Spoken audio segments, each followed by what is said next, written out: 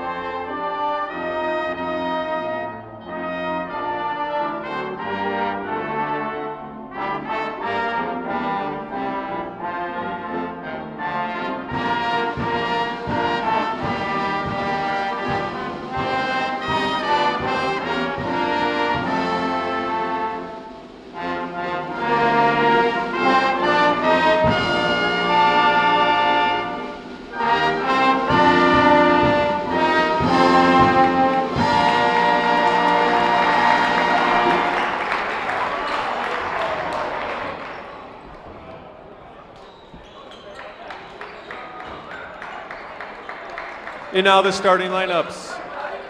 First for the visitors from the College of St. Scholastica, at guard, a 5'10 senior out of Port Wing, number 3, Coy Nelson. At guard, a 5'11 junior out of South Phoenix, that's number 10, Davion Butler. At forward, a 6'3 junior out of Hudson, number 15, Ben Raymond. At guard, a 6-foot junior out of Woodbury, that's 20, Tanner Thompson. And at forward, a 6'6 junior out of Princeton, number 21, Aaron Keekle. The Saints are coached by Jared Drake, who's assisted by Christian Butler and Curran Marks.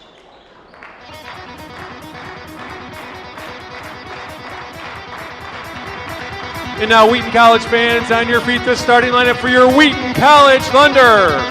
At guard, a 6'5", a sophomore out of Caledonia, number 4, Kyan Vanderwood. At guard, a 6'3", sophomore out of Westerville, number 12, Devin Martin. At guard, a 6'3", junior out of Northfield, number 20, Soren Richardson. At guard, a 6'8", freshman out of Tempe, number 34, Carson Greer.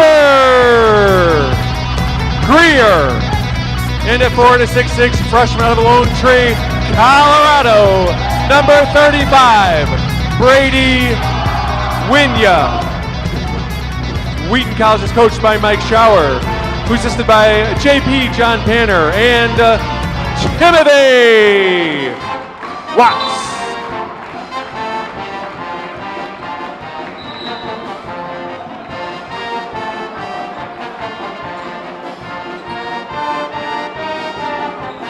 And alongside Tyler Collison, I'm Aiden Kong. Tyler, what are you looking forward to in tonight's match? Well, I'm super excited. We got the pep band here, always exciting when they're in the stadium. And I'm just looking forward for a really good game tonight to start this Lee Pfund Classic. And I'm going to be looking especially at the three-point shooting. Obviously, the Thunder come in strong, shooting, the best shooting team in the CCIW. We'll look to see if that continues in this one. And let's roll from King Arena. The winner of this matchup will take on 7th-ranked UW Lacrosse at 7 p.m. The loser will take on the consolation game in a quick strike right there by St. Scholastica. The loser will take on Rose-Hulman, specifically 5 p.m. Wheaton has not won the Lee Pfund Classic since the 2021-22 season. They won the consolation against Olivet, but lost to Rockford last year in the semifinals. Richardson picked up by Davion Butler. 7 on the shot clock. Vanderwood fires a 3. Off the mark. Richardson bags the rebound. Second try, off the mark as well. Winga, third attempt, and he's fouled. And their last matchup against Benedictine, the Thunder got out to a slow start, trying to ride the ship a little bit faster, get going quickly. They found themselves in a big hole. They were able to battle back in that one, which has been a problem late. Finding their ways to get back into games, they showed they can do that, but getting on the board early and not letting this league get out of hand like it did earlier in their matchup against Benedictine. Yeah, Wheaton trailed by as many as 11 points against the Benue Eagles. Still won by 15, their largest margin of victory so far this season to put them at 3-1. Only loss came against Hope on a buzzer beater by Marcus Warman. Otherwise, the Thunder might be undefeated. Tanner Thompson off the bounce. Can't get it to go. Meanwhile, St. Scholastica coming into this game undefeated at 3-0. They were in another tournament, the Central Bank Classic, hosted by Buena Vista. Martin to Winga, short mid-range J, hits the top of the rim. It's no good. And the Saints have really been everywhere. They started their season in Minnesota and Duluth, where they play. They've played in North Dakota, Iowa, and now here in Illinois. So they've really made it all around the states. Traveling well, as you mentioned, 3-0 coming into this one. Best start since the 2021-22 season when they went 10-1 on a shortened season. Richardson for 3, 6 the triple. And it's important for Richardson to get going early. Only had 2 points in the first half against Benedictine, then got hot 13 in the second half. Look to see him get going early. Big shot there. Yeah, total of 15 points, 2 rebounds, and 4 assists on 71% true shooting. So effective on the defensive end with 4 steals. He got banged up a little bit in the first half against Benedictine. Was with the trainer for a couple minutes. Glad to see him okay from that one. Nelson using the screen 5. Ben Raymond, 3 on the shot clock. Aaron Keekle back outside. Butler for 3. Rings out. Keekle, the offensive rebound, tries to put it back in.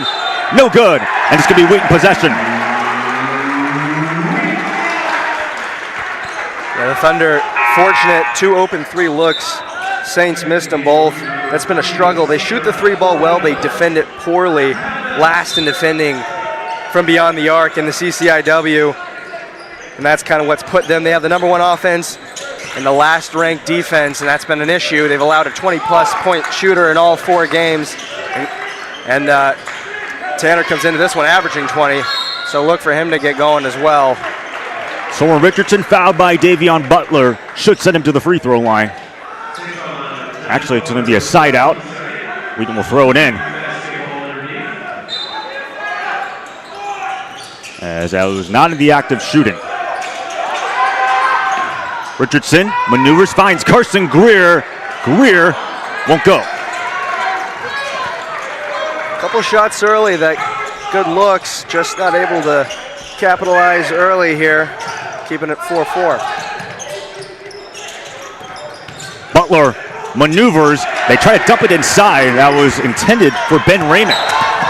As we got a quick foul, that's going to go against Davion Butler, jostling with Carson Greer.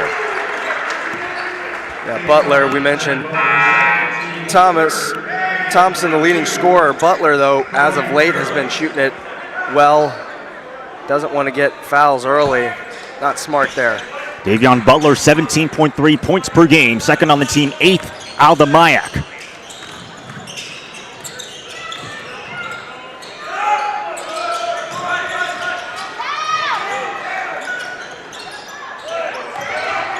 Richardson, that one almost popped away. Ben Raymond trying to take a piece of it. Nebs just checked into the ball game. He almost lost it. As Wheaton will retain possession. As you said, Wheaton with the number 1 scoring offense in the CCIW, 91 points per game. Also good enough to be 28th in all of Division III. Richardson, what a move. Richardson bangs it in.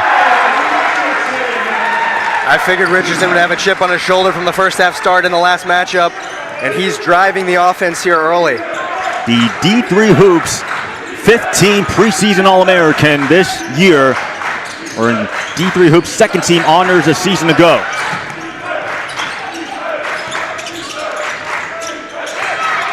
On the shot clock for Coy Nelson. Off the screen from Kiko Nelson. Shot is denied by Carson Greer. And how well are the big guys defending the paint early? Martin will take the three. Boom goes the dynamite.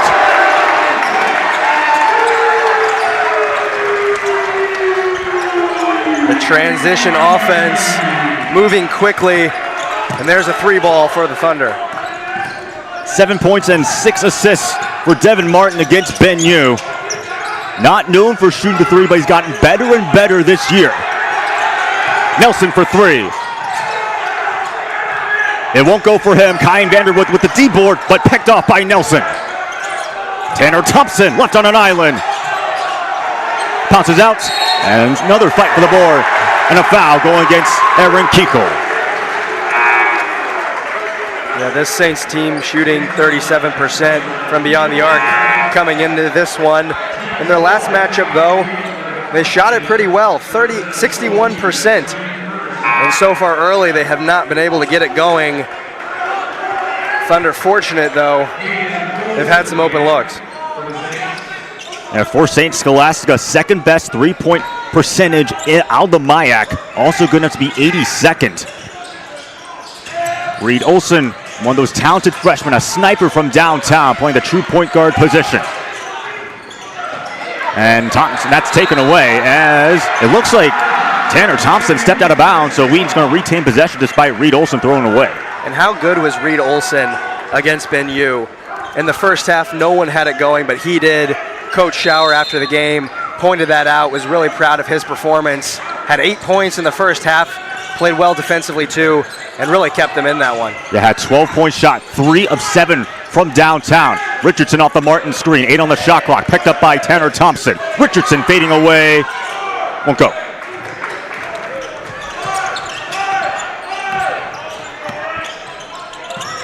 St. Scholastica averaging about 78 points per game, 6 out of the Mayak, 157th in Division III. Tanner Thompson pulls off, rolls out. Martin, collision, no foul, and instead it's taken away by Kobe Carroll. The junior out of Cambridge, Minnesota, who played at Aurora, and the big shot right there. That's Nebu Teklamariam on the finish. That was well done there on the opposite side. The Saints getting down quickly. And that's a lot of momentum heading towards the hoop. Good finish there. St. Scholastica turned it over 20 times, forced 14 takeaways against Nebraska Wesleyan in their last matchup. Richardson, a corner three. Too strong. Hayden Close, the freshman out of Minnesota, grabs the rebound.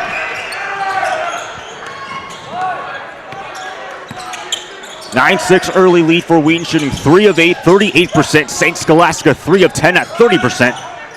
Still looking for their first three-pointer. Teklamariam picked up by the freshman Greer. Teklamariam is blocked. Olsen on the fast break, throws it upstairs. Devin Martin denied by Teklamariam and a foul.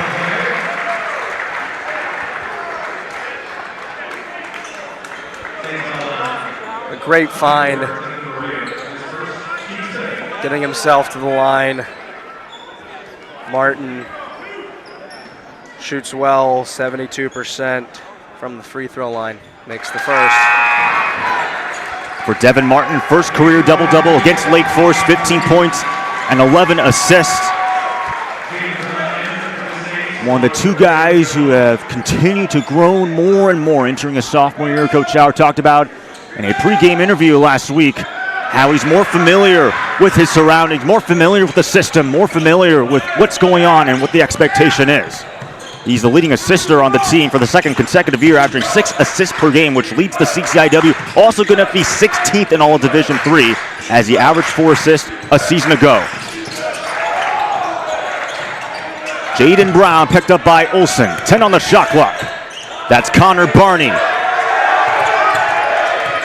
Barney muscles. Barney is also blocked by Devin Martin.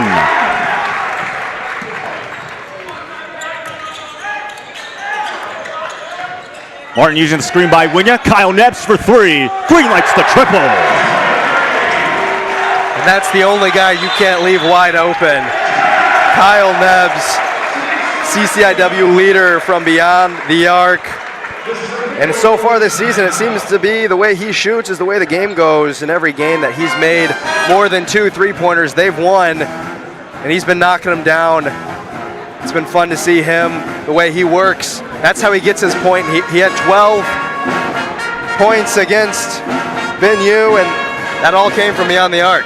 Yeah, Kyle Neves, I mean, look at these stats. He's shooting 54% from downtown, yet that's still going to be third in the CCIW. There are 2 other guys who are much better.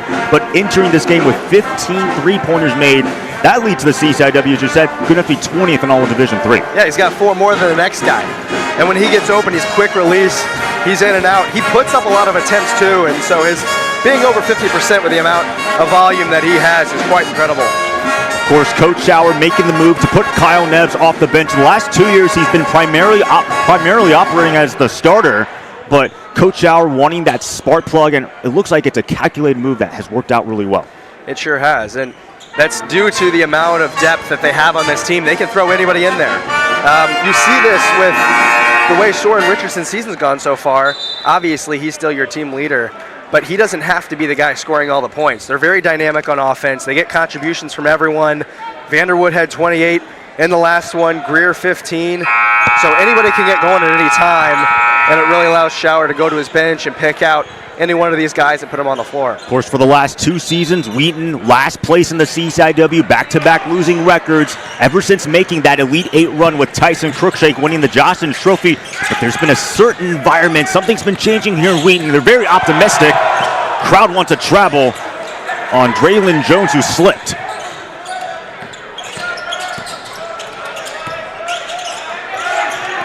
On the shot clock for Jaden Brown.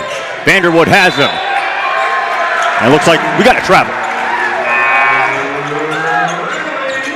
It was bound to come eventually. I think they got away with 1. Weren't going to get away with 2. St. Scholastica coming into this game averaging 14 turnovers per game, which is 9th out of the MIAC. They forced the 4th most takeaways with 15.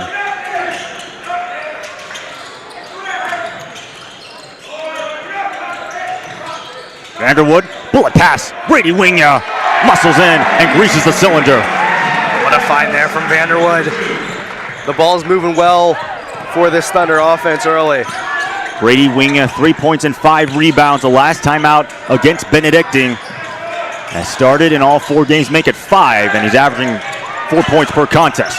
Teklamariam trying to crash through, and he's fouled hard.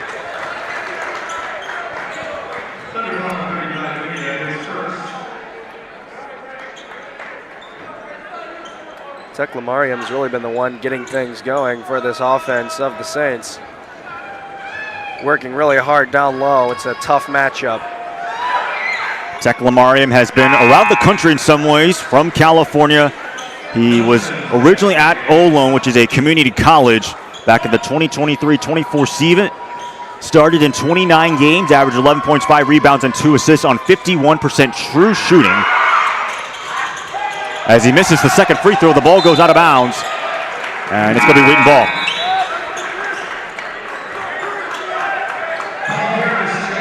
Going back to Teklamariam, an All-Coast honorable mention that year. He was also at Monterey Bay last year before coming here to St. Scholastica, so technically his 3rd stop in his collegiate career. Vanderwood trying to find Christian Veers. He's in the dunker's corner and looks like he stepped out of bounds.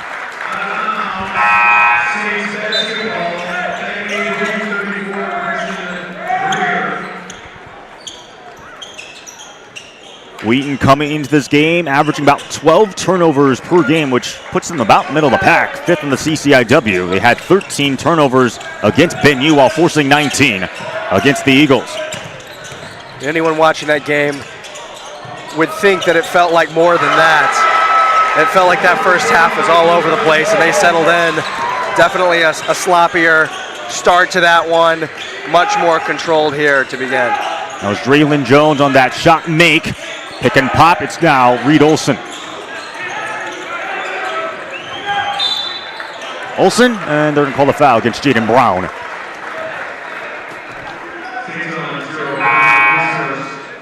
Yeah, for Wheaton, if you look at what they did against Benue, they were 30 of 57, aggregate those stats, 16 of 27 field goal in the second half. Yeah, it was a big second half, and it got started quickly. I think Coach mentioned in the post-game interview that the halftime speech he gave, he didn't give us specifics, but I'm sure it was fiery the way that they came out in that second half. They played with a purpose, and it looks much more like they have been in this first half, though they haven't quite converted down low the way they might have wanted to, as we saw there with Vanderwood.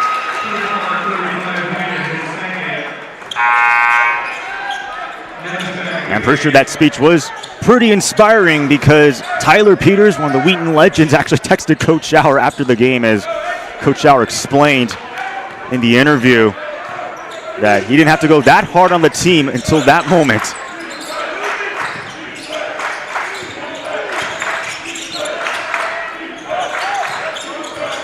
Harris, he finds Close. Hayden Close taking advantage of Carson Greer.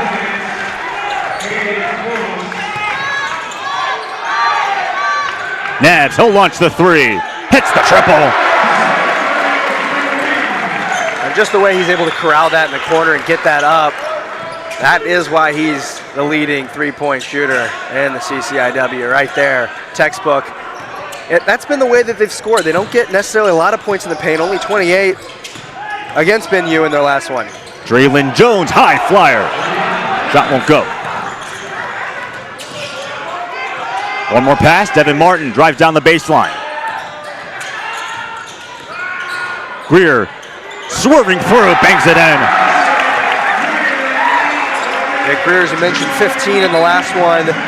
And even right there, you see the way that ball moves around quickly. Once you get them to commit to that three ball, it opens up a lot more lanes. I mean, if you know true shooting percentage, Carson Greer, 15 points on 97% true shooting as Jaden Brown leaves it short. But truly some elite stuff by Greer against the Eagles.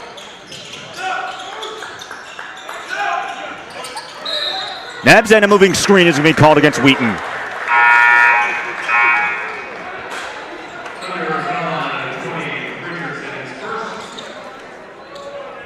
Specifically, they will call it against Soren Richardson. We get some more subs in here for the Saints. They haven't got a lot of contributions, at least recently, only 13 points off the bench in their last one. We're on the other side. Thunder got 27, so as we mentioned, they can get scoring from anyone, so the depth is going to play a factor down the stretch. Saints were trying to go for Hayden Close, but instead give it away. That is only the fourth turnover for St. Scholastica. Wheaton, meanwhile, has 5 turnovers.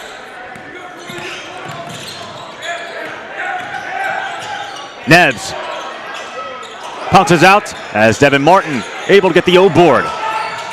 Martin with the right hand, just enough shimmy on that.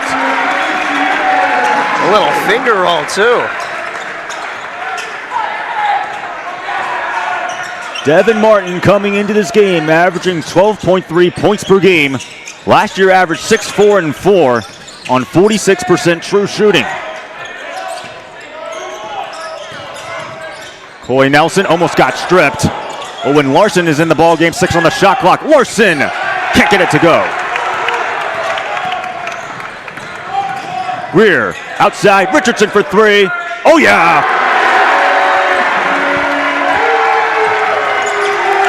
All around, doesn't this team just look much more confident than they did last year? It seems like everyone's playing with more of a purpose, more of a plan. It seems like everyone believes more in themselves and in this team. And it's looked like it here today and throughout the season. 10-0 run for the Wheaton as Tanner Thompson, not enough muster on that. Here comes Carson Greer with a fast break, bangs it in. Surprised we're not seeing a timeout called.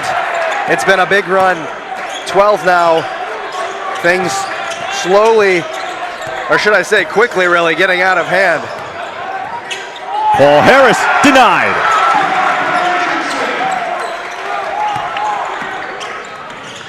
Three blocks for Wheaton so far.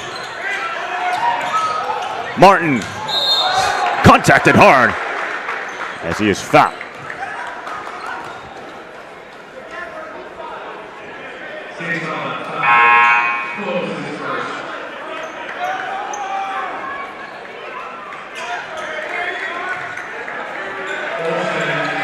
So officially the first free throw tips for Devin Martin, sophomore out of Westerville, Ohio.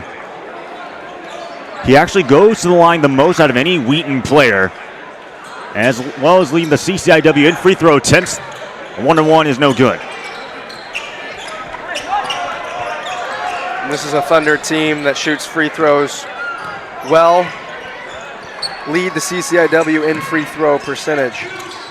Yeah, right at 70% is Wheaton, as Davion Butler could not handle that pass. That's turnover number 5 for St. Scholastica.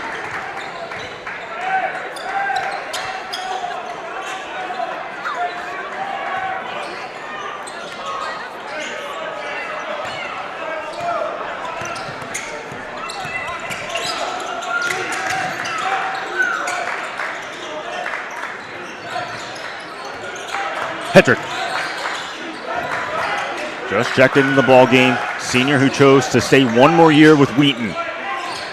10 to shoot for Vanderwood. Vanderwood twirling inside. It's a 14-0 run for Wheaton. So crafty there to get separation. And then look at him hustling on the other side of the floor. And was battling with Paul Harris for that. And Tyler, I think you mentioned this about a minute or two ago. I'm a little surprised St. Scholastica has not called timeout given this run Wheaton's in. Yeah, you don't want to show panic, but at some point, momentum in basketball obviously so huge. You want to slow things down, find yourselves down 19. Yeah, right now, St. Scholastica 5 of 19 from the field at 23%. Scoreless in the last 4 minutes and 10 seconds. 10 on the shot clock for Davion Butler. Thompson, blocked by Richardson. There's no foul though. And this is a Saints team that shot 63% in their last contest.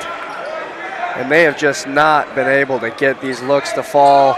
Had a couple from beyond the arc that won't go, and inside it has been disastrous, like going through a forest. Ben Raymond just has to put up the shot, rings out. Vanderwood will take the 3. Bounces out.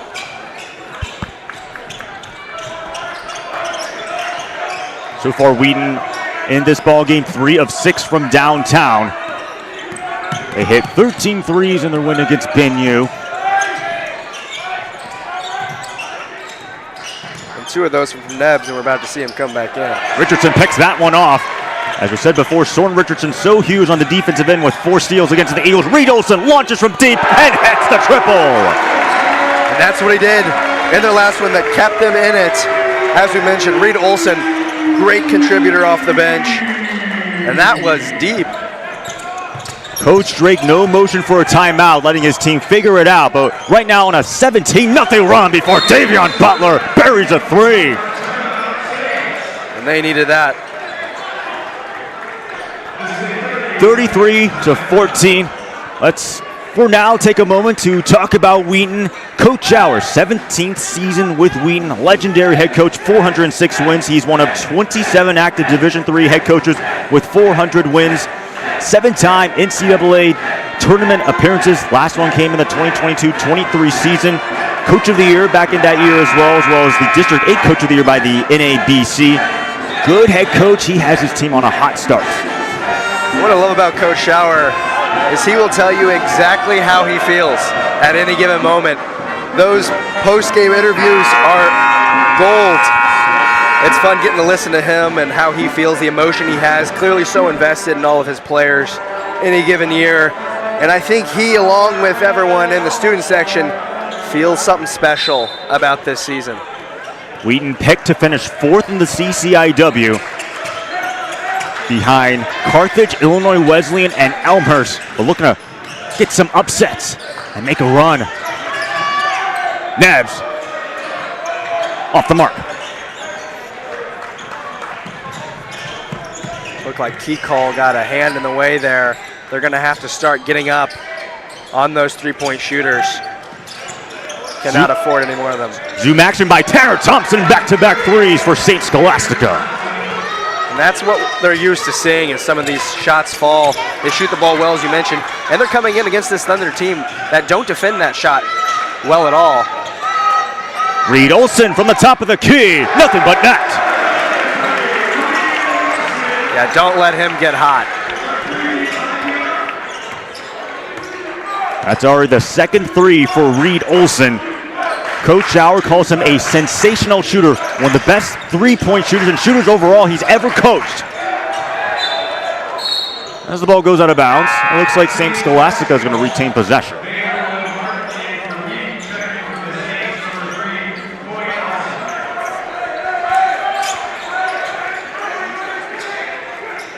As we said before, the winner of this matchup will take on 7th-ranked UW La Crosse. Loser will take on Rose-Hulman in the consolation game. Last year's winner was Dubuque. The year before that, Piedmont won it, and then John Carroll in 2022. Thompson thought about the three. Thompson picked up by Richardson. 2 to shoot. Thompson fading away. Bounces out. Anything inside the paint has been absolutely trouble. Thunder defenders crashing so quickly. Nothing seems to be coming easy for the Saints offense.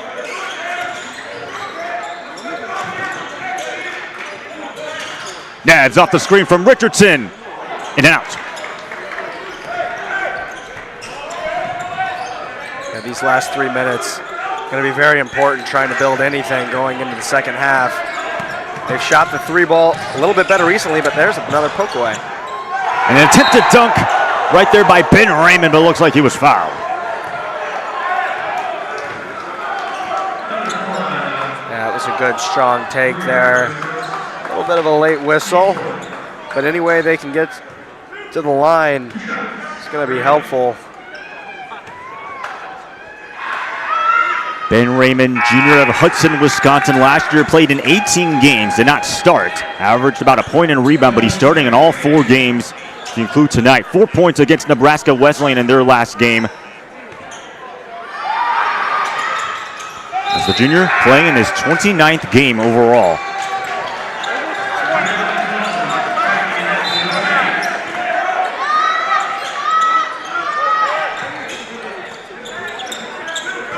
Wheaton led as many as 22 points when they were up 33-11.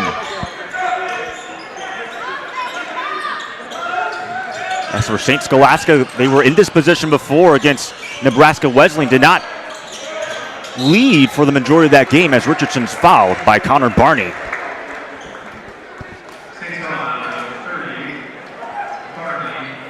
But yeah, for the Saints, they trailed it by as many as 12 against Nebraska Wesleyan. Then Davion Butler hit a crucial 3 with 25 seconds to go, as the Saints only led for 1 minute and 6 seconds, but they still won. Also, despite turning the ball over 20 times and only forcing 14 takeaways, -6 in the turnover department.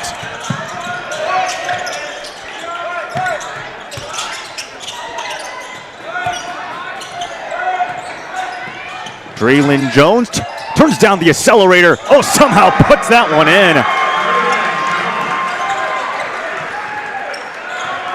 Draylon Jones getting a good bucket there, and that's really been coming off the bench, the points that they've been getting so far early. Richardson, wide open corner 3. Rattles in and out. Yeah, a couple threes recently not going in for the Thunder. Would have liked him to take more time off the clock here late. 92 seconds and change before the intermission. Nelson almost stripped. He is stripped by Richardson. Oh, Devin Martin draws the foul. Count it and 1. I was looking to the student section before that ball went in to see the reaction. I knew that was going to be big. What a move, what strength. As you mentioned, getting to the line once again.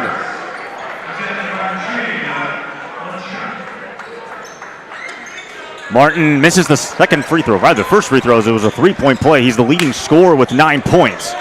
Meanwhile, Draylon Jones leading scorer with 4 points for the Saints. One of the free throw lines missed one so far. They shoot it well, but they seem to have some untimely ones, especially in that loss against Concordia. Barney, 4 on the shot clock, fading away. Air balls it though.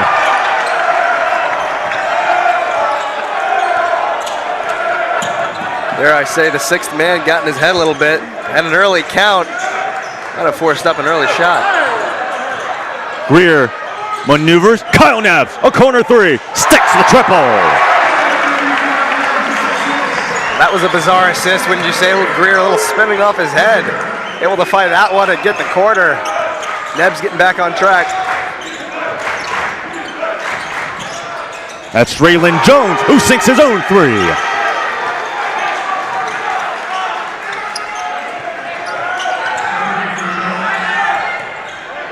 Third three-pointer of the day for St. Scholastica. Wheaton has buried 8. Martin. Back to Richardson for 3.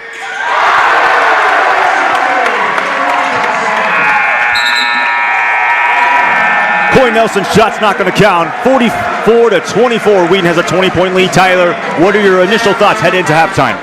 Well, the Thunder are doing the things that they need to do right that they've done this season. Shoot the 3-ball well, defend well inside the paint, and it's looked really well oiled so far.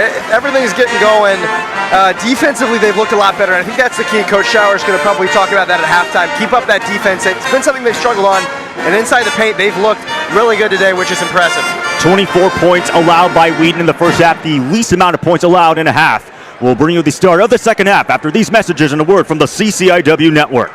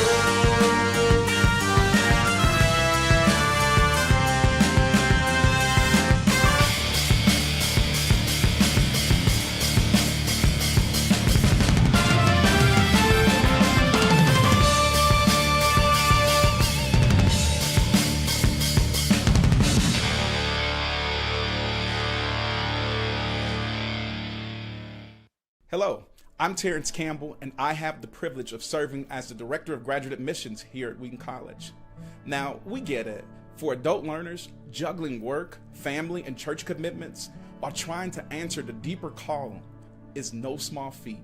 That's precisely why we've tailored many of our programs to seamlessly integrate into your life, enabling you to focus your talents to make a difference in a world that needs it.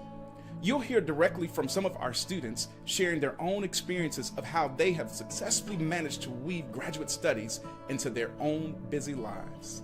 I have 3 kiddos, and so I also work full-time, so it's been really awesome to be able to learn and to be able to take in all this information and put it into practice, like in my current job, in my current position in ministry, while learning at the same time and working towards my degree. There would be no way that I would be able to come to all the in-person classes as much as I love being on campus. I had been involved in music for a long time, but have transitioned to do more and more ministry, and felt that I needed to kind of round out my education in that area. Obviously, the modality of the hybrid format was really appealing because I'm still working full-time. So to be able to go into an environment where I could continue working full-time but also study in the online format, but also have the on-campus experience from time to time was really attractive. When I came back to this program, I'd been out of school for 34 years. That's pretty scary. The hybrid model, I do think was essential for me. As much as I love to come on campus and do campus classes, and I see a real advantage to that, that is not always possible with the other things that I have going on in my life. There's 5 of us that actually are staying together in a house, an Airbnb, and that's been great because we're having dinner together and we're having breakfast together, and that element of of learning together and then processing that out loud conversationally has been just fantastic. In other classes, we still get to know each other through video calls and things like that, I do feel like I have a special bond with these people. They're all across the country, so it's special to know that I have friends that are in different states that I can connect with and call upon and get their input on different stuff. About 50 times since I've started the program, I've said to myself, why didn't I do this sooner? It's been enriching spiritually, it's been enriching personally, it's been challenging academically. It's required me to use some muscles I haven't used since a long time ago when I was in school.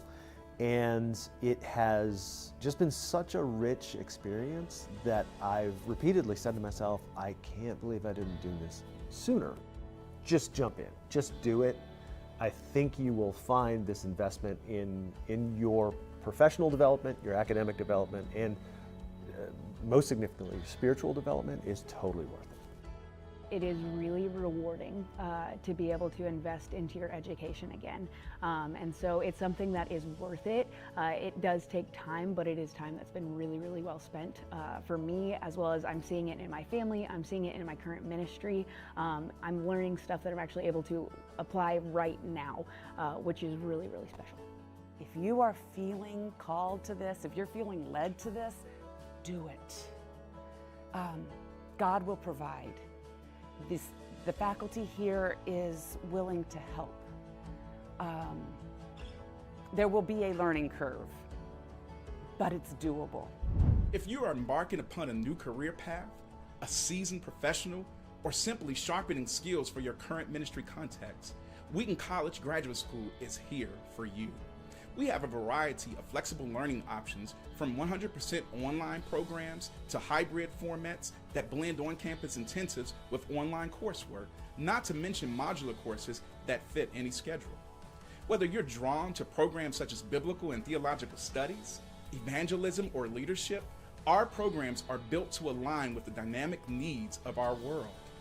I encourage you to head over to our website, dive into the full array of programs we offer, and see how you can further your calling with us. May God bless you as you seek to discern next steps in your journey.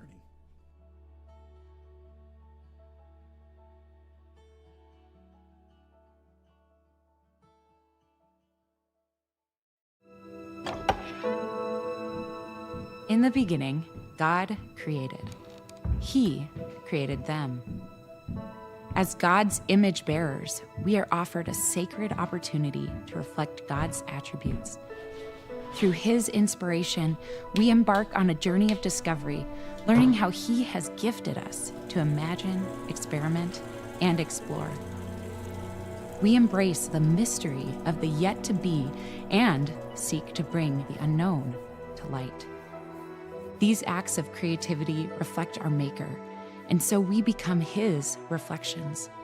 Author, sculptor, weaver, orchestrator, gardener, craftsman, designer. And yet, we ourselves are unfinished works, being developed, inspired, and supported. To lean into these creative endeavors, we must practice vulnerability, vision, discipline, and commitment.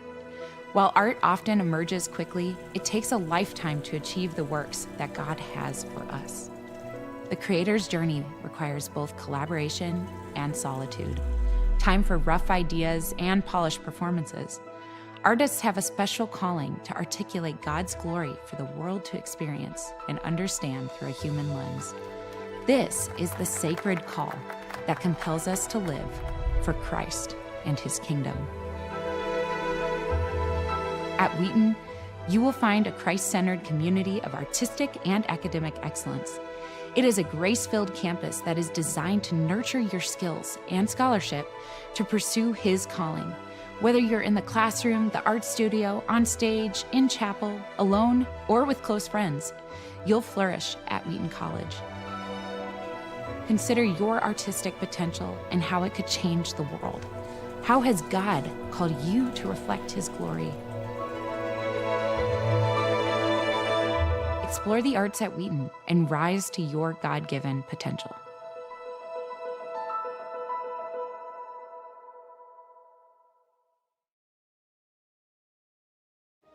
Every corner of Wheaton College holds a story of growth. The Wheaton Fund is at the heart of these stories, transforming lives for Christ and His kingdom. The Wheaton Fund is more than just financial support. It is the financial lifeblood of Wheaton College, empowering every aspect of our mission. Your contributions to the Wheaton Fund ensure that the students, faculty, and staff have the resources they need to thrive and make an impact for Christ. Your contributions assist in supporting spiritual formation through chapel and small groups, providing financial aid through need-based and academic scholarships, enriching faculty with competitive salaries and development opportunities, enhancing career development through the Center for Vocation and Career, equipping athletics with essential resources, strengthening campus ministries with training, support staff, and mission opportunities, improving facilities to create a better learning environment, and enhancing academic services to support every student's education. By supporting the Wheaton Fund, you help shape the future of Wheaton College and its students. Join us in empowering the next generation of Wheaties to build the church and benefit society.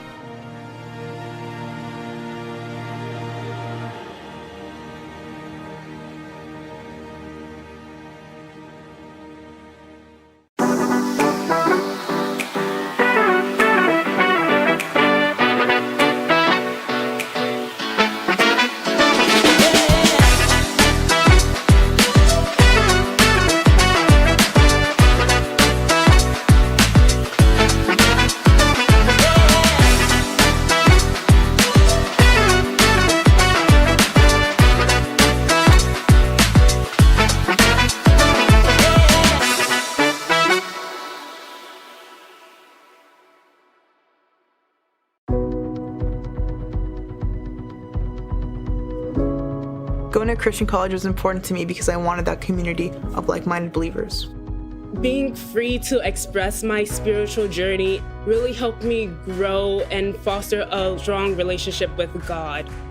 Wheaton was willing to meet me where I was at in my faith journey. I was able to search for answers here, and they had answers to give me. I thought coming to Wheaton that I would meet just a bunch of Christians who were like me. So when I got here, I was really surprised to find so many Christians from so many different walks of life who relate to God and worship in very different ways. Being able to realize the uniqueness of my faith while still recognizing beauty in other people's has been the most impactful way that my studies have shaped my Christian faith. My faith has been enriched in more ways than I could have imagined here at Wheaton. I will continue to serve Christ, whether it be overseas ministry or whether it be administration in a church. I'm excited to continue to walk through those doors. I knew that I wanted to be a part of a community where I could grow in my faith with other people who have the same goals in mind as me. Wheaton will grow you spiritually and will give you community that really does want to walk alongside you. That's not just something that they throw on their taglines. Like, in my experience, that's something that's actually lived out here.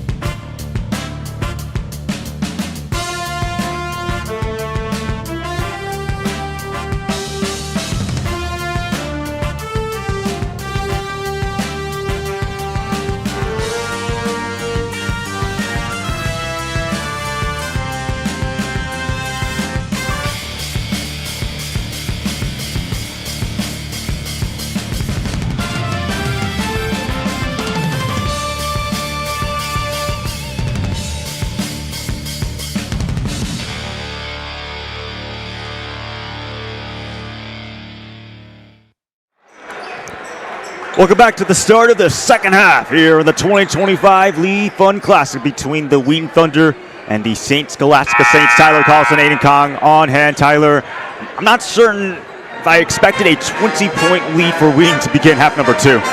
No, certainly not, and that's because you can't expect for this Thunder team to only allow 8 points in the paint.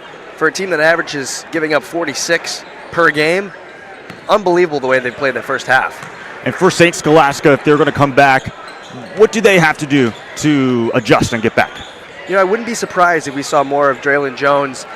Comes off the bench, has only averaged 1 point per game. He's got 7 already. But at this point, you got to go to the hot hand. I think we're going to see more of him. He's been driving in well, getting to the free throw line, and they're going to have to get more creative on offense. Whether that comes from shooting beyond the arc, getting to the free throw line, it's been tough sledding, getting inside the paint, as we mentioned. But they got to keep going, maybe try to get this foul count up, get some softer defense, but they got to find a way to be more aggressive and to convert more down low. Winner of this matchup will take on 7th-ranked UW La Crosse in the championship game. Loser will take on Rose-Hulman in the consolation game. That will begin at 5 p.m. Richardson down low, refuses to go in.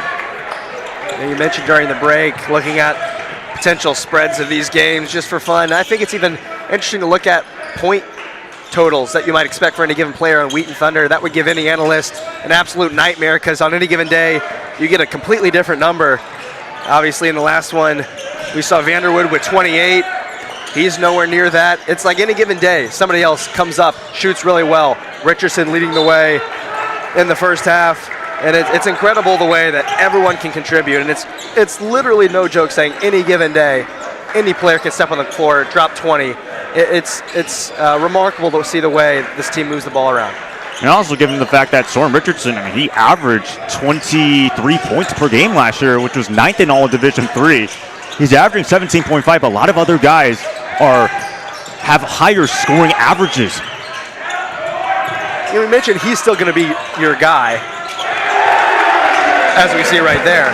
But he doesn't have to be the guy. He doesn't have to carry kind of the offensive load on his back, and I think that's taken a lot of pressure off his shoulders, and it's really proven that a lot of other people can step up and do a really great job in supporting him and even taking the lead.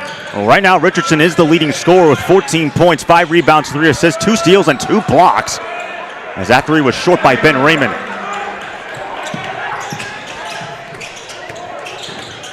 Vanderwood trying to maneuver inside, can't get the shot to go. Tanner Thompson, a quick 3. Too much gas.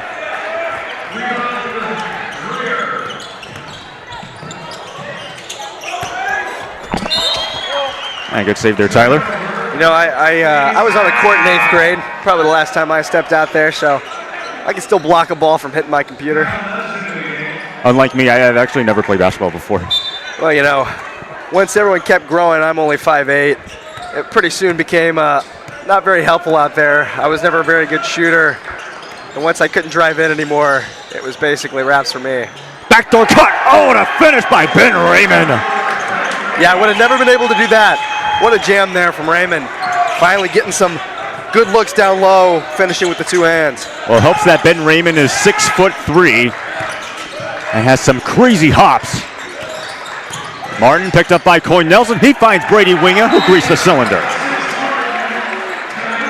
Got a quick timeout. Wheaton has a 23-point lead, 49-26. We talked a little bit about Wheaton, Coach Hour. Meanwhile, St. Scholastica, they're kind of rebuilding. Coach Drake, he's in his first season for the Saints. He replaced Christian Butler, who actually stayed as an assistant. In terms of his coaching history, he was an assistant at Philanthropy Smith College from 2016 to 2018, head coach at Southeast Illinois College from 2019 to 21, an assistant at Western New Mexico from 2022 to 23, and then served as an assistant at Arkansas Fort Smith from 2023 to 2025. That being said, St. Scholastica is still trying to place Coach Standinger, who was there for 24 years.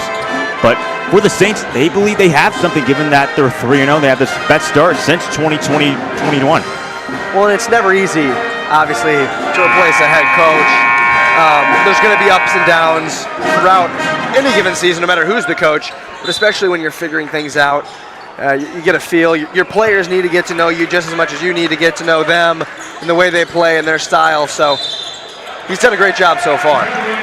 Davion Butler called for the travel, kind of going back to Coach Sandinger, 24 seasons with the Saints. He retired in July of 2024.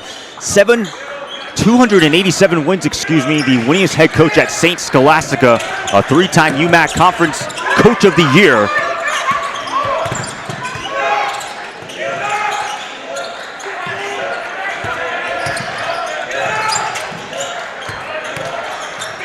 Richardson thought about using the Brady wing as screen set, maneuvers too much sauce, gets his own offensive rebound. One more pass to Devin Martin as Martin stripped away by Davion Butler. Butler trying to Euro, bangs it off the glass. Well, if they need anyone to get going, it's Butler. Not a very showy first half. Not that he played bad.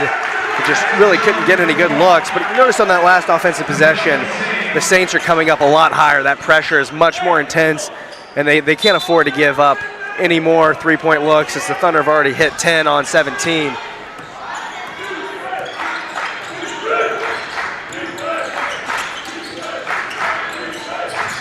Butler was going to reject the screen.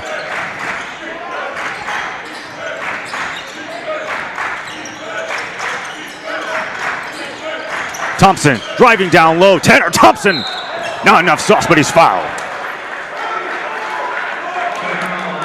They're starting to get some more looks. Honestly, really just blew right by Winya there. Earns his trip to the line. Thompson Jr. out of Woodbury, Minnesota last year, played in 23 games, started in 21, averaged 12.2 rebounds and assists on 51% true shooting. Led the team in steals with 42, also getting up to fourth out of the MIAC. This year, as you talked about early on, 20 points per game, which leads the team. Also good enough to be sixth out of the MIAC. Yeah, that's another stat to look at. We mentioned every game this season, the Thunder have given up a 20-plus point shooter. And into the half, Jones has 7. And that's their leading scorer, and he came off the bench. So they've done a great job limiting one guy from doing too much damage. Under 16 minutes left to play. Wheaton 2 of 5 early on in the second half. In fact, both teams are 2 of 5. There's another takeaway by Thompson.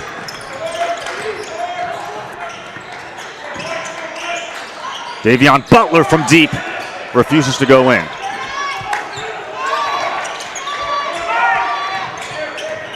Greer accelerates, tough shots, and it looks like he was fouled.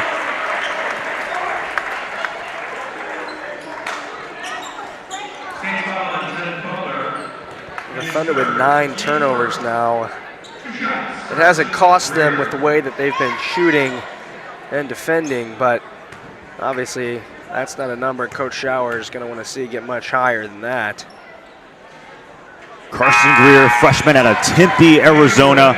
A lot of hype on him. High school career, won the state championship every single year alongside his twin brother, Kyle Greer. 3-time 3A All-Conference Player of the Year in the 2024-25 season, his senior year. He's also named to the Arizona Republic All-Arizona team. As both Carson and Kyle are here at Wheaton. Well, he's 6'8", so he's got 2 more inches than any other Thunder player. He's the focal point when he's out there down low. And Coach Schauer, he calls him a Swiss Army knife, gifted player. Can really do everything. It's also really rare. You have a 6'8" guy who's also operating as potentially your main point guard. Yeah, so athletic. He can really work it out up the court. He moves well in transition. Can work down low, sees the court really well. Definitely Swiss Army knife. Great moniker for him. Of course, in some ways, I don't mean to bring this next guy up. Nick Roper from Illinois Wesleyan, who's now out at UChicago. About the same size, also could run the point himself. A lot of similarities between those two.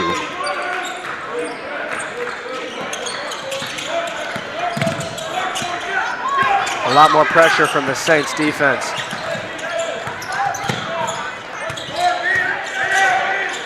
Rear picked up by Ben Raymond. That shot denied out of bounds. He'll stay with the Thunder with 11 on the shot clock.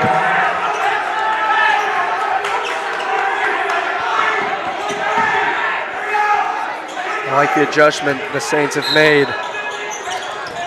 They just got to start converting on some of these takeaways. Ball goes out of bounds. They're going to keep it on the Wheaton side.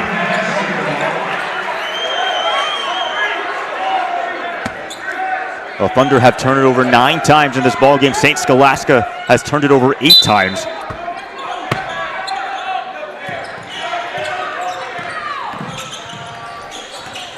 Olsen steps back for 3. Not enough sauce. Going quick the other way, that was Kobe Carrolls. Draylon Jones from the top of the key also won't go.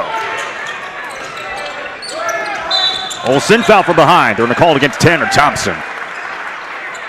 I'm surprised we haven't seen Declan Miriam come back into this one. He was really driving a lot of the action inside the paint in the first half. And we haven't seen him come back in since he checked out late. Yeah, Declan Miriam has only played in 4 minutes thus far. Reed Olsen down low.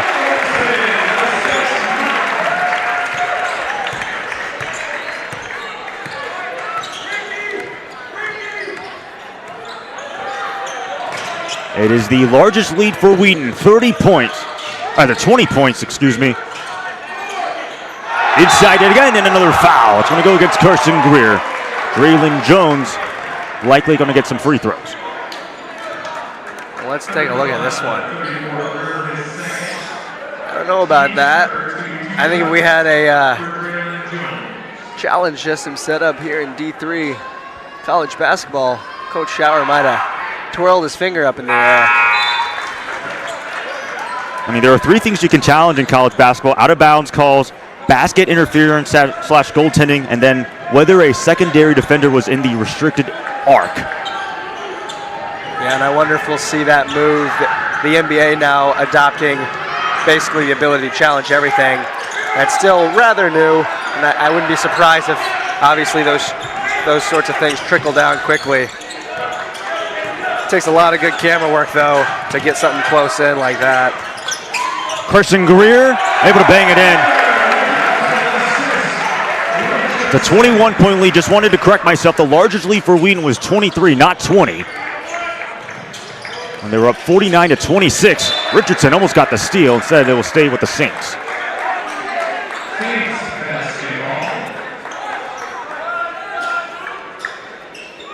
How about a Kyle Nebbs 3-pointer on the next possession to get you a 24-point lead? And it looks like, I thought they were going to say a travel instead of jump ball. As will be Wheaton possession. All right, there's Nebbs forcing the turnover. Now right here on this possession, we'll see if he can throw up another one. All his field goals have come from downtown, 3 of 6 thus far.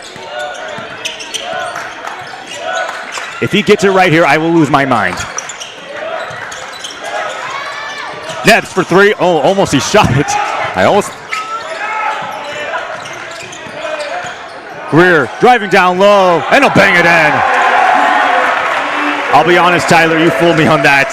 I thought he had that. He looked like he wanted it. Maybe he heard me. We're in an econometrics class together. I'm going to let him know I had that shot, and he just pump faked me. He kicked both of us out. Meanwhile, for Carson Greer, 9 points for him. As Davion Butler, through contact, still able to nestle it in. Davion Butler only 5'11", and boy does he have some hops. He was up at the waist, finishing real nice and tight. Carson Greer with back-to-back field goals.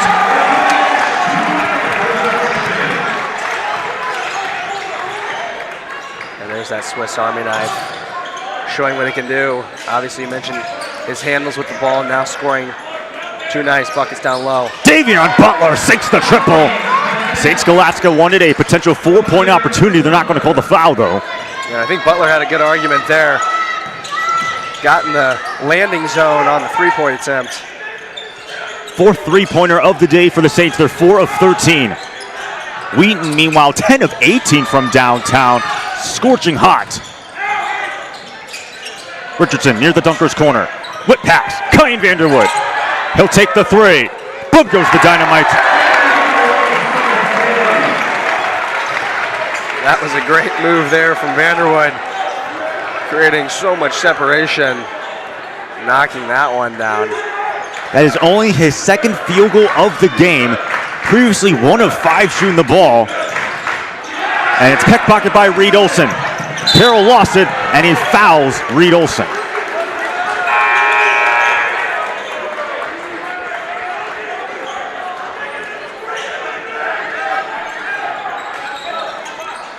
It's a smart foul there. Olson denied from those 2 points. Wheaton 4 out of their last 5 in terms of three-pointers made. Here's Richardson. Airballs the 3 as we got a loose ball foul called against Brady Winga.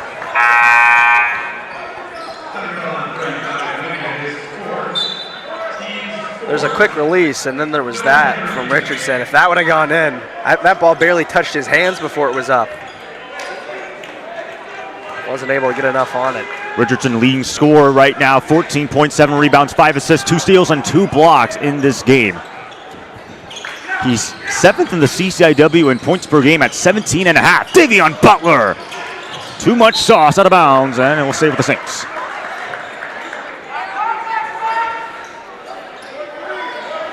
For St. Scholastica, 4 consecutive losing seasons. Ever since joining the MIAC, they are 24 of 77, 16 and 59. Now the MIAC, they only have 1 tournament appearance. That came in the 2021-22 season when everyone was invited. Here's Teklamariam high off the glass. He gets his own rebound though. Outside a 3 by Draylon Jones. Doesn't have enough on it. Teklamariam though keeps the possession alive. Jaden Brown for 3, bricks it as he gets his own O-board. Coach Schauer not going to be happy with these possessions. Butler just has to put up the shot. Almost got the 3 to go. As we got yet another loose ball foul called against Draylon Jones. And Coach Schauer is hot on the sideline. Too many offensive boards there. Did not look like the Thunder were urgent in getting those rebounds.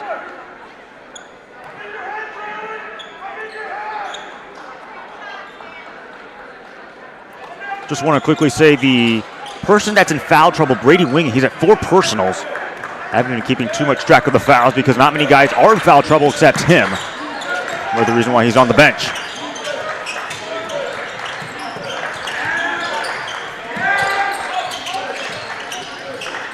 Vanderwood smeared by Teklamariam. Richardson whip to Devin Martin.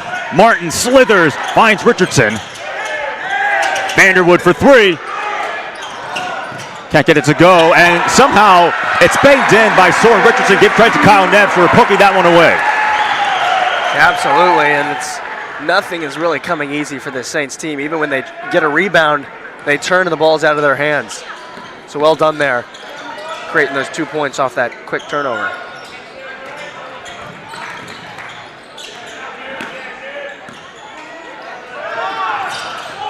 Jaden Brown guarded by Kyle Neves. He finds Aaron Keiko, who bangs it in.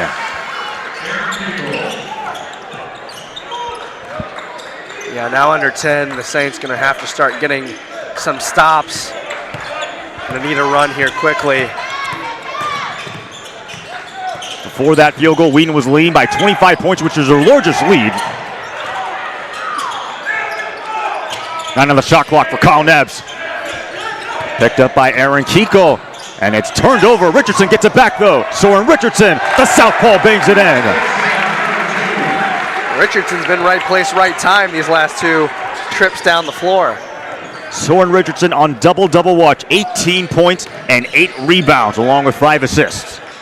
It would be his first career double-double if he were to notch it. Draylon Jones, rather Teklamariam fakes the DHO.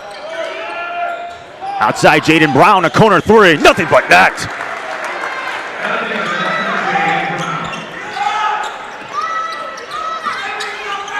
First field goal of the day for Jaden Brown, previously 0 of 2 before that shot.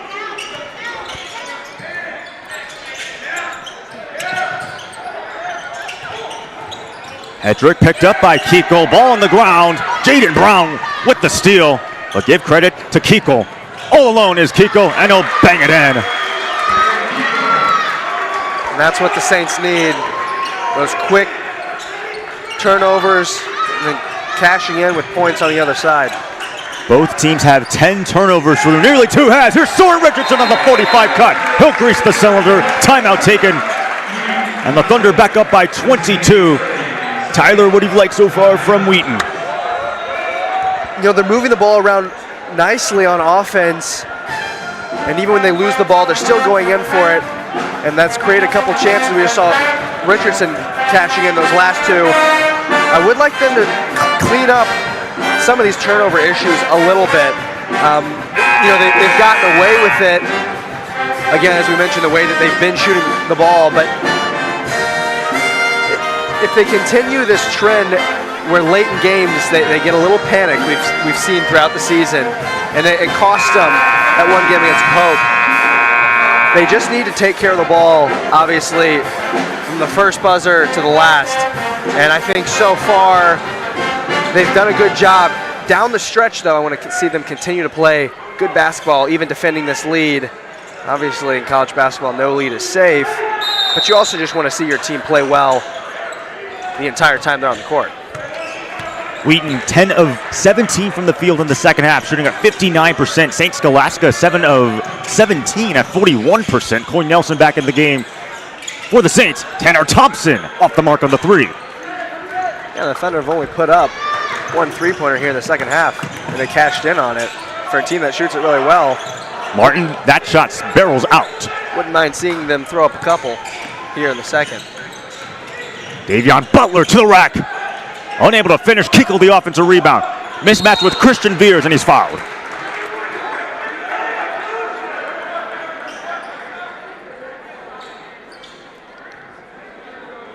Yeah, Kiko with a good take there, and I think this is what the Saints offense needed to look like from the get-go. A little more pressure inside, and he's done a good job forcing the issue. Aaron Kiko Jr. out of Princeton, Minnesota last year, a MIAC honorable mention as he averaged 13 points, 8 rebounds, and 2 assists on 63% true shooting. He was a leading rebounder on the team. Also good enough to be third in the MIAC, 93rd in all of Division III. Best field goal percentage as well at 64%. Also good enough to be 5th in all of Division III.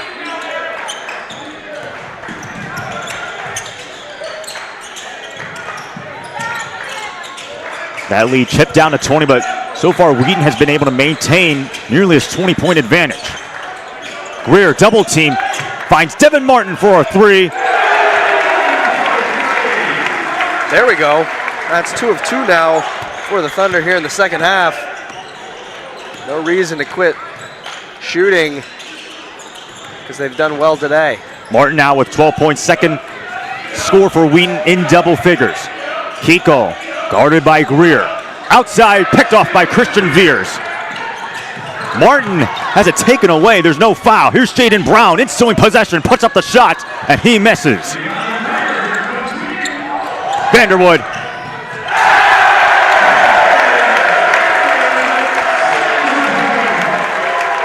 And a great finish there from Vanderwood. But that is all Carson Greer on those last 2 possessions. He's defending Kiko down low really well. Not an easy task. And not fouling either. Butler, he's contacted and fouled by Carson Greer. Oh, I spoke too soon. Only so much he can do when he sees that much. That many players driving in.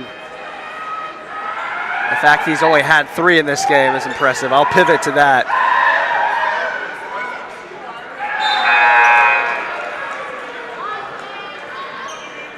Davion Butler, the leading scorer.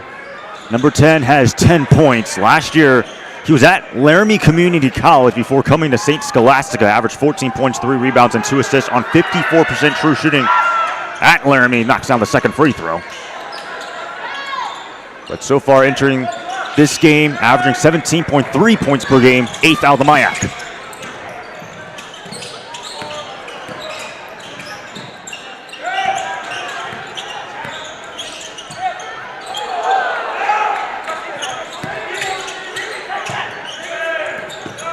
Vanderwood picked up by Davion Butler. Has a bit of a mismatch. Martin. And he's fouled by Coy Nelson. Yeah, that's a killer from the Saints. You let the Thunder take the shot clock all the way down to 3 seconds.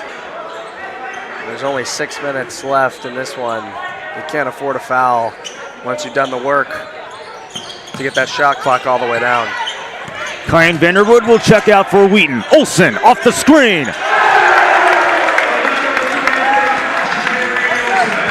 His 4th three-pointer made of the ball game. He's now at 11 points. How about the shooting in the second half for the Thunder?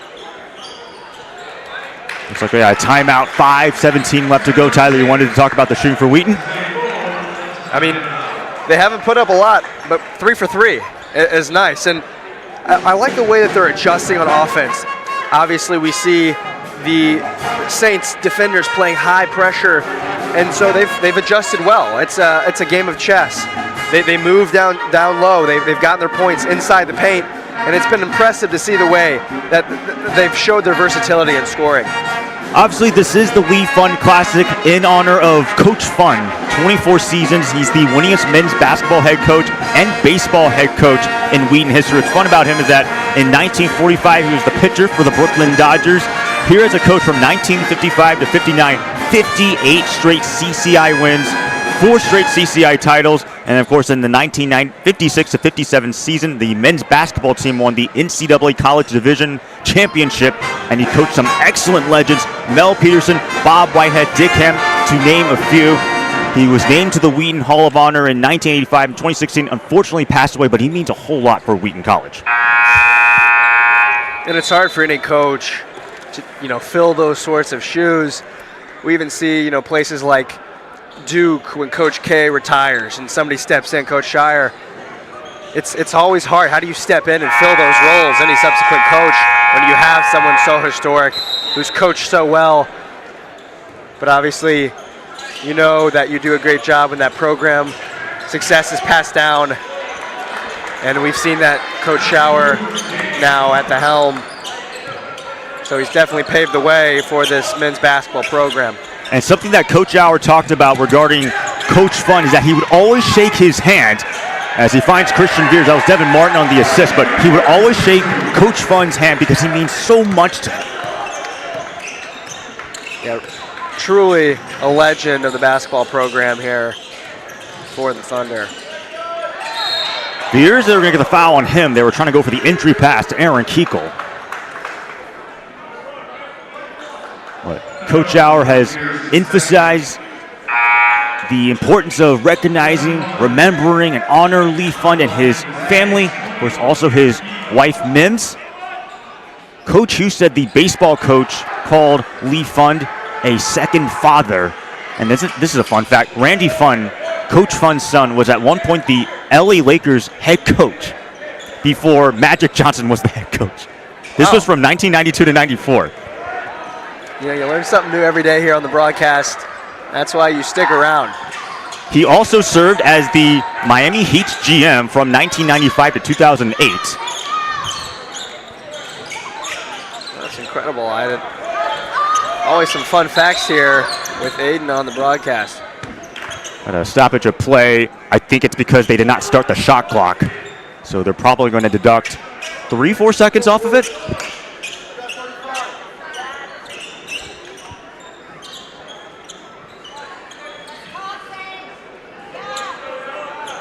Well, looks like there's -5 off.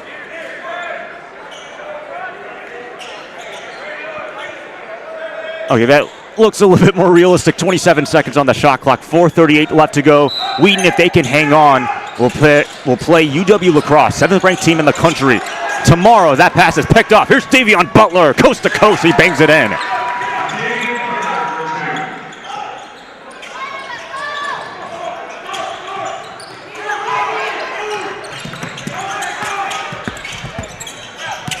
Here comes the trap. I'll set it by Tanner Thompson. Olsen outside to Carson Greer for 3. It's off the mark. And the only thing you don't like to see there from Greer is watching his shot go. He almost could have had a chance there at the rebound. He would have gone in after it. Thompson left it well short. As Paul Harris, there's a foul. I think they're going to get it on Harris, as he was colliding with Carson Greer. Yeah, it's never fun when you get a foul and get the worst of it. Looks like Harris got an elbow up high as he was going in. But tomorrow's matchup, assuming Wheaton can hang on, that's going to be fun. Wheaton, UW Lacrosse, as we said before, Lacrosse, the 7th-ranked team in the country. They have J.J. Piter, they have Sam Grieger, Justin DeRusso, all Regent players from a year ago. And a team that made it to the Elite Eight, defeated Illinois Wesleyan in the Sweet 16. This is going to be a true test for Wheaton. And if they can beat Lacrosse, oh my goodness, that will send a statement in all Division III basketball. Well, and that's why you want to continue to play well even in this one. There's Winger trying to give it to Christian Veers, but still able to bang it in. I believe that was Carson Greer on the finish. So you know how big momentum is in basketball, and you want to keep pressing even late when you're up big. Hopefully that carries over into your next matchup. You never want to cool yourselves down. Davion Butler splashes at the mid-range jumper, leading scorer now at 17 points. Olsen, wide open for three. In and out. Yeah, Coach Shower, hands in the air. No need to throw up a shot that quickly on that possession. Davion Butler fires a three. I'm not sure if he even scratched the rim. Nothing but net, unfortunately, just the bottom of it. And kind of going back to what you're saying, if you're Wheaton, are you more focused on just trying to milk as much clock as possible? Yeah, you want to practice these scenarios. You want to get the clock down low and be able to convert with under 5 in the shot clock. And that's exactly what Coach Shower's so frustrated about over there.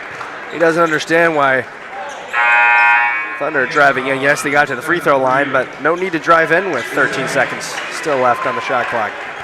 Jack Spears, the sophomore out of Wheaton, Illinois, coming in for the first time this season. Last year played in 18 games, started in 2, averaged 3 points, 1 rebound, along with 2 steals. He'll get his first action. Ty Ferguson is also looking to check into the ball game, as Devin Martin knocks down both free throws. And the starter is going to get some well-deserved recognition and some rest in preparation for tomorrow. For Ty, played in 22 games, started in 8, averaged 2 points, 1 rebound, and an assist. Looks like Dre Wisdom, the sophomore at Plainfield, Illinois, he's in for the first time. He played in 11 games and averaged about 2 points.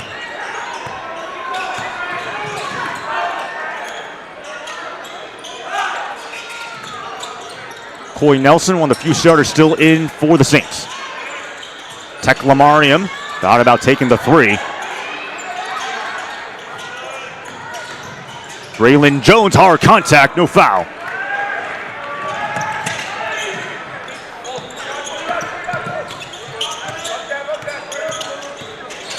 Wheaton 15 of 26, 57% in the second half.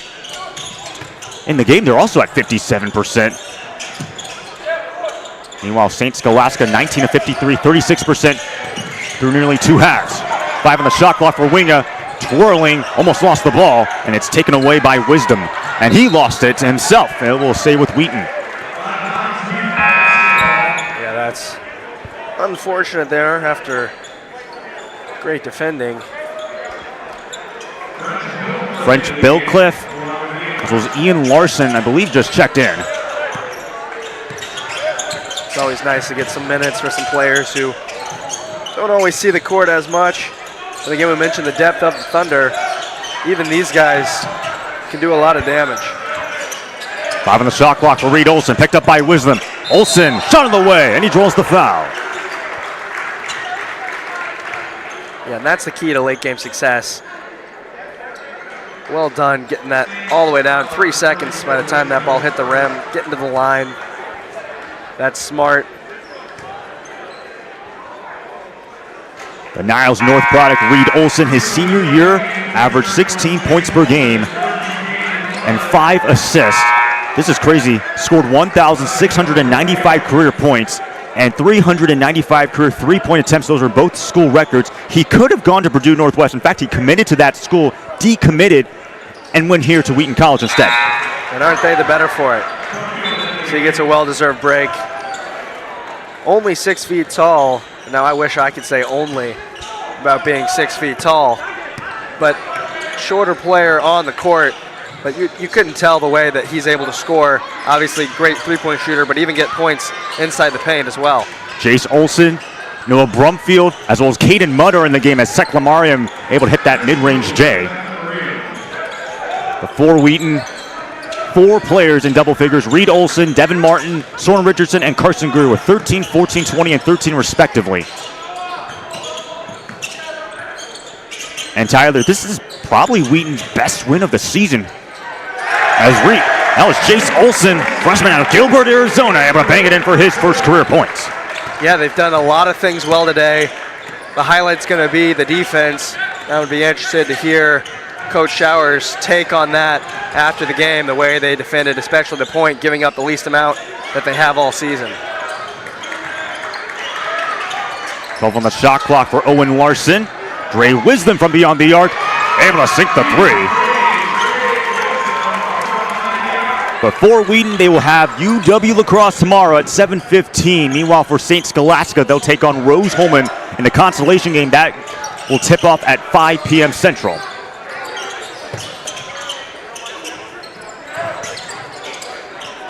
Ferguson, he's picked up by Owen Larson. Here's now Caden Mudd with 8 on the shot clock. Mudd will drive, might have gotten partially blocked by Teklamariam as the shot clock's turned off.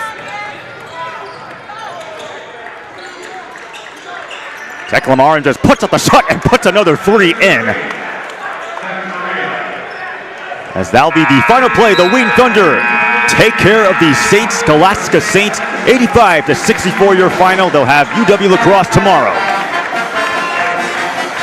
And Tyler, final thoughts on this game? I mean, a great wire-to-wire game played by the Thunder. Excited to see what they do in their next one. And I think Coach Showers is going to be overall pleased with the way that this team contributed, moved the ball around well, shot the ball well, defended as we mentioned. So a great win here from the Thunder. Soren Richardson, the leading scorer, 20 points, 8 rebounds, 5 assists, 2 steals, and 2 blocks. And let's give a chance to see what Coach Showers wants to do.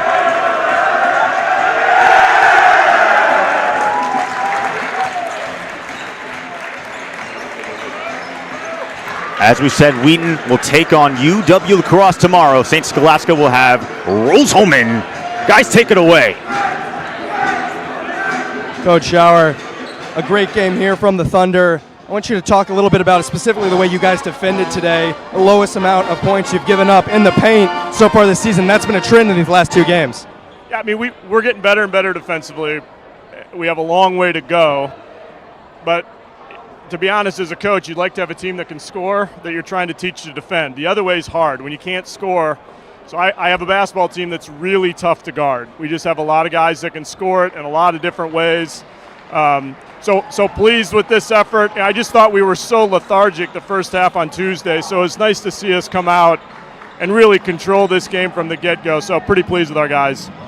Yeah, great win today. Congratulations. Good luck in your next one.